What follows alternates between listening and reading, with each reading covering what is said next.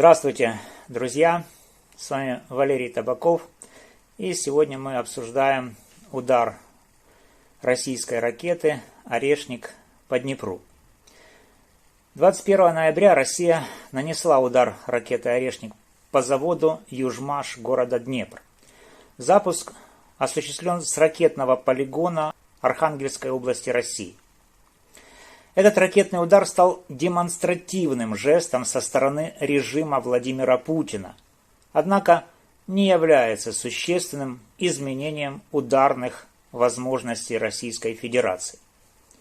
Как пишет украинский паблик New Voice, это доказывает, что диктатор прибегает к эскалационным мерам по своей собственной инициативе, а не в ответ. В новостях упоминается о возможном применении России ракет, связанных с проектом РС-26 «Рубеж». «Орешник» — это межконтинентальная баллистическая ракета, способная нести как ядерные, так и обычные боевые части, с возможностью обхода современных систем противоракетной обороны. Отмечается, что использование стратегических ракет с ядерным потенциалом против ближних целей может вызвать крайне серьезные международные последствия. Само обсуждение подобных действий вызывает резкую критику со стороны международного сообщества.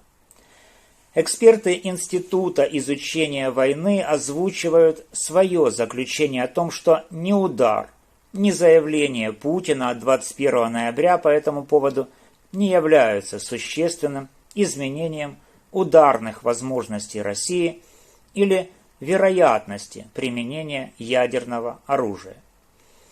Как сообщается, единственной принципиально новой особенностью российских ударов по Днепру 21 ноября была сама ракета «Орешник», позволившая России демонстративно показать раздельную боеголовку с блоками индивидуального наведения, чтобы усилить зрелищность удара и еще больше намекнуть на ядерную угрозу.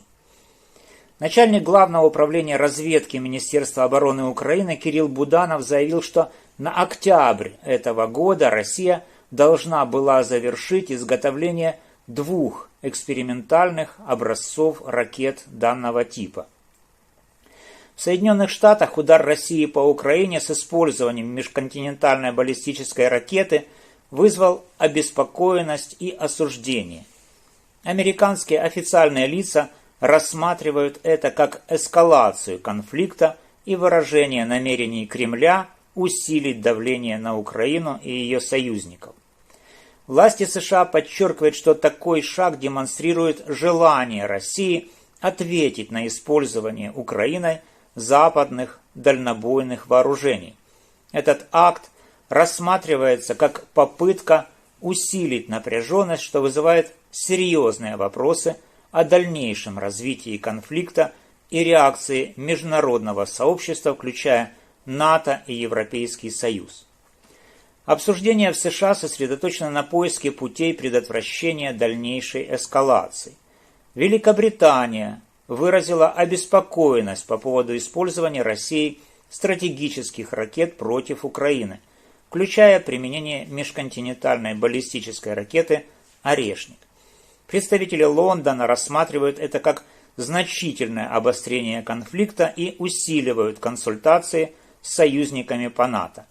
Особое внимание уделяется предотвращению дальнейшей эскалации и поддержке Украины, включая поставки вооружений, таких как ракеты Storm Shadow. Великобритания также подчеркивает важность сохранения давления на Россию дипломатическим и экономическим путем. Во Франции использование России стратегических ракет против Украины вызвало серьезную обеспокоенность.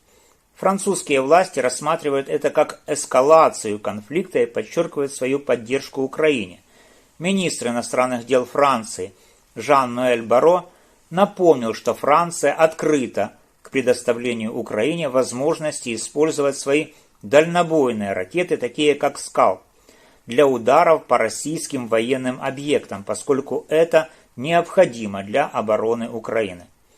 Вместе с другими европейскими партнерами Франция также продолжает усиливать санкции против России и усиливать дипломатическое давление. В России официальная риторика и настроение относительно удара ракетой «Орешник» по Украине носят противоречивый характер.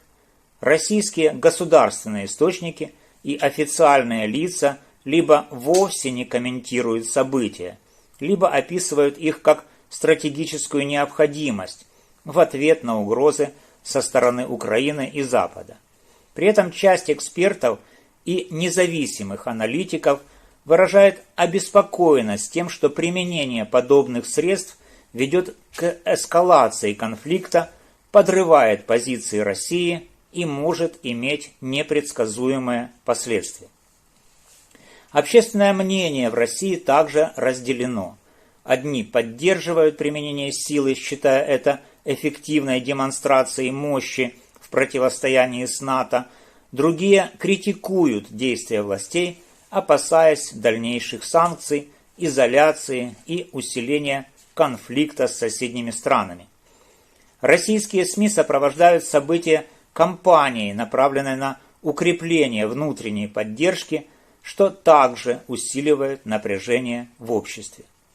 Друзья, нам с вами следует понимать, что точная информация о месте запуска и траектории полета межконтинентальной баллистической ракеты «Орешник» на данный момент не раскрыта. Однако, как упоминается в источниках, Россия с большой долей вероятности могла использовать маршруты через территорию Беларуси, так как Беларусь ранее предоставляла свою территорию для военных операций России против Украины, хотя стоит отметить, что в последнее время Лукашенко всячески пытается продемонстрировать свое неучастие в конфликте. Но что, если это так? То есть, что траектория полета «Орешника» таки пролегла через воздушное пространство Беларуси. Что тогда? Тогда получается, что Беларусь опять втянута в конфликт и является соучастником удара и, соответственно, преступления. Пролет ракеты над Белоруссией отвечает тактике Путина, но противоречит позиции Лукашенко и означает, что Путин снова втянул Лукашенко в агрессию против Украины.